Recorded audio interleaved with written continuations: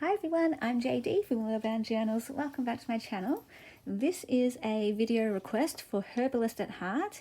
She said, would you share your story of starting to junk journal, where you first saw or made for yourself a junk journal, and show either the first journal you bought and wrote in with the JJ style, or your first journal you made for yourself. Okay, well, I'm going to do all of the above. I've got a few examples here and show and tell to answer her questions and meet her request. So let's start off from the beginning. Would you share your story of starting to junk journal? Okay, so I've been a lifelong journaler.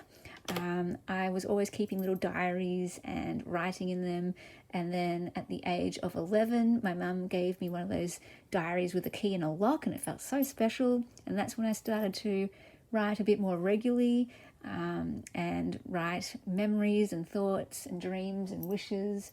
Then at the age of 14, for my 14th birthday, I was given a beautiful journal. I can show you the cover.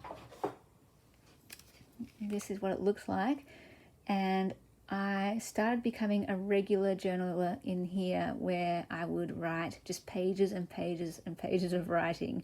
And so I started off journaling as just a writer, just writing words. Eventually though, I did move on to more scrapbook style journals, something like this, where I would, let me just see, I would add like notes. This was a note from my sister. I printed out Wimbledon, reading about Wimbledon, a news article when Nadal won Wimbledon. That was very exciting. Train tickets, little brochures, little things like that. So song lyrics, things like that. I was a junk journaler before I knew it, where I would start adding photos, printing things out, and putting wrapping paper and business cards and letters and ephemera. I just didn't know it was called ephemera back then. And then I was always wanting to make my own journals eventually, because after being a journaler for so long, of course I naturally would want to make my own journals, but I kept putting it off because it was the binding.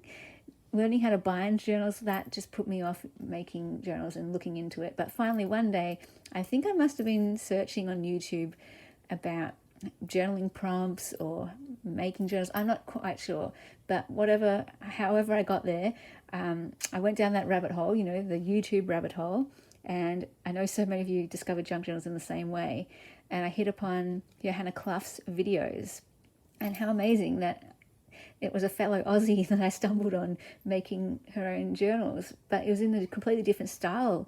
Like, I was just expecting to make journals with plain lined pages or blank paper, and when I saw that you could make journals using all different sorts of papers, that just opened up the world to me. I'd never come across that before. I also discovered that same night Amity Bloom, and in particular a video where she did a flip through of a journal by Jibiniri, and my goodness, that just showed me, wow, the pages of the journal can be beautiful. They don't have to just be plain. It just changed my world, and it felt like I found my home and a way to combine everything I love. I'm a big memory keeper. I'm very sentimental. I keep everything. I have a file for every year of my life with different things in each file, and I've always been a writer. So I've always looked for a way to combine it all. And then when I stumbled across junk journals through Johanna Clough and Amity Bloom, that's when my whole world just changed. And right then, I was ready for bed. I was, in bed watching YouTube before I go to sleep. I got up, I pulled out all my art supplies, because I've always been a crafter too. So I have naturally had lots of papers and different things, paints and glues, and, I had all the stuff. So I pulled out all of this stuff, and it was like 11 o'clock at night, and I was just jumping out of my skin, so inspired. You know that feeling, right? And I just pieced together my own first original junk journal, and I just got an altar book. It was literally a Harry Potter book from the op shop, a spare copy. I already had my own copy, and it was just a spare copy, and I literally just pasted things onto the pages and tried different things with the intention that it would be a mess and a learning curve, and I'll just throw it out afterwards. And then after that fun experiment, I went to the shops and I just bought a whole bunch of tags and stickers and gemstones and cards and lace and ribbon, and I went to town. And if you see the top banner of my YouTube channel, the left hand journal, that was the very first journal that I ever made. And it was, I think, the second journal that I ever sold to a neighbor.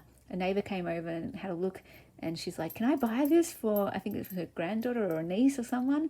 And she told me, yeah, that she loved it, that she loved looking at all the different things in the pockets and all that kind of stuff. And yeah, so that was the very first journal that I made. But what I want to share here is Her Blessed Heart wants to know how I made my first junk journal for myself. So it took me a while before I made my own one for me, I think, but this was the very first journal that I made for myself. Oh, this is why I've got this here. This is to remind me to talk about Johanna Clough, because for that first question of how I got into junk journals and first learned about them, it was Johanna Clough. And so I am fully so grateful, totally grateful to her for introducing me to junk journals. And the fact that she sent me this journal as a surprise gift with my J on it, oh my gosh, from my junk journal idol, from my greatest inspiration in the junk journal world. This just means the absolute world to me. So big thank you to Johanna for not only this journal, but for her channel, her videos, and introducing me to the world of junk journals. I'll of course link Amity Bloom and Johanna Clough down below in the description box. So this is where it all began. And then moving on to over here, this is the first journal that I ever made for myself. And it became my journal to document the year. So I discovered junk journals in August 2017. And this is the journal that I made myself out of a book cover. And I learned how to bind eventually, and I just started sticking things in and doing more of that visual style. And I'll do a proper flip through of this later on. My intention is for the new year, I am going to flip through every single one of my journals that I've made for myself. And I want to do that not just to share that with you, but so that I can kind of see my journey and see what I can learn from my journals and how I've used them and how I made them. For example, this, I actually don't like it. It was fun for while I had it and while I did it. Oh, actually, that's the first journal that I ever made. That's my banner for my for my YouTube channel. Yeah, I really don't actually like it. It's just too, I think I went all in with the visual journaling style, and there's hardly any writing in here, and I just went full on visual journaling to document my year. And again, it was fun for the time. I'm glad I did it for that time. It's what I wanted to do at that time. But looking back, I'm like, oh man, this is sort of a visual eyesore for me. And I no longer really journal like this. But yeah, I'm really excited to go through my journals from in chronological order, my earliest to my latest, and really see how my style has changed and figure out how I actually like to journal now. So yeah, that's the very first journal that I had for myself. And then she asks, well, can I show the first journal that I ever bought? So that would be this one. My very first junk journal that I bought. You guys, this is amazing. This started the whole journey. This came from Paper Pixie. I'll link her down below. And I would just watch her video over and over again. It was ASMR style before I even knew what ASMR was.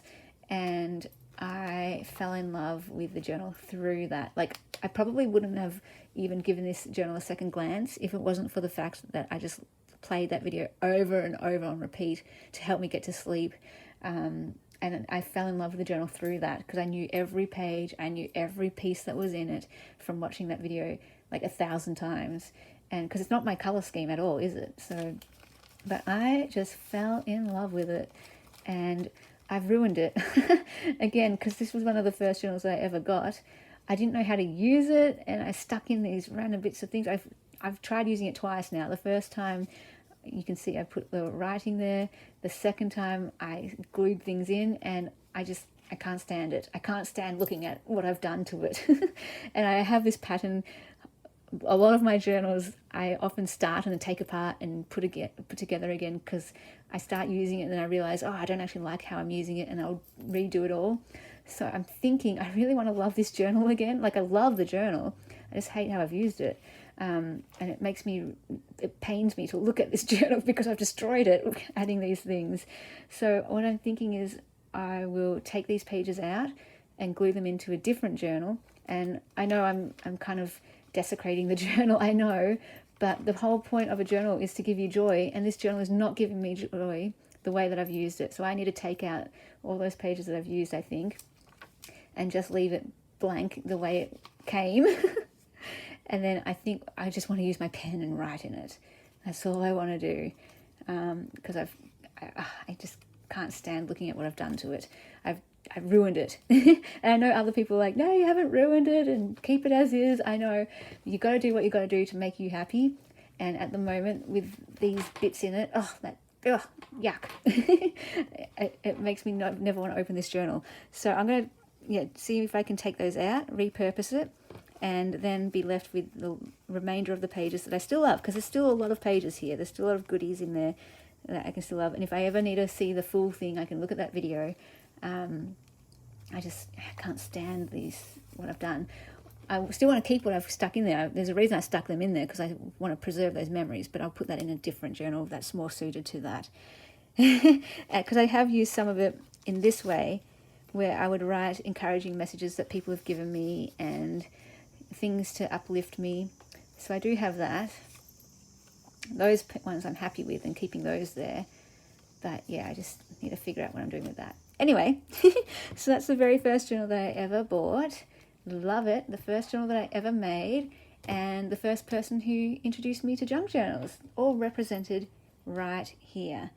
And if I had the other one, the first journal that got me into being a regular writer, I feel like that needs to be in a frame too.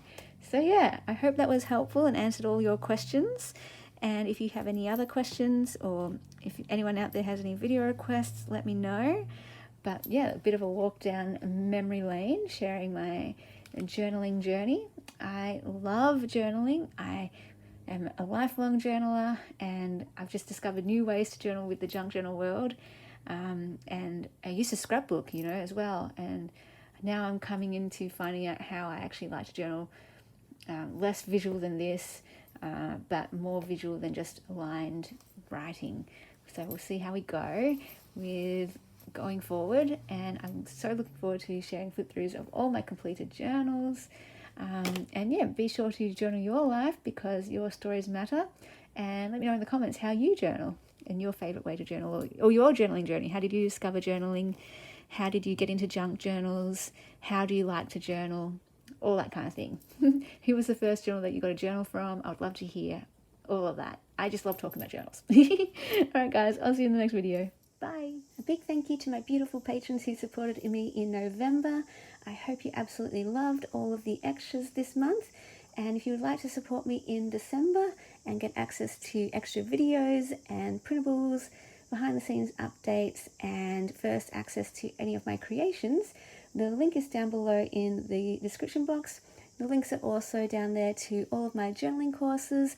The Reflections journaling course is running all through December if you would like to document your year for 2022. And if you would like to support my book fundraiser, the link is there to my GoFundMe page as well.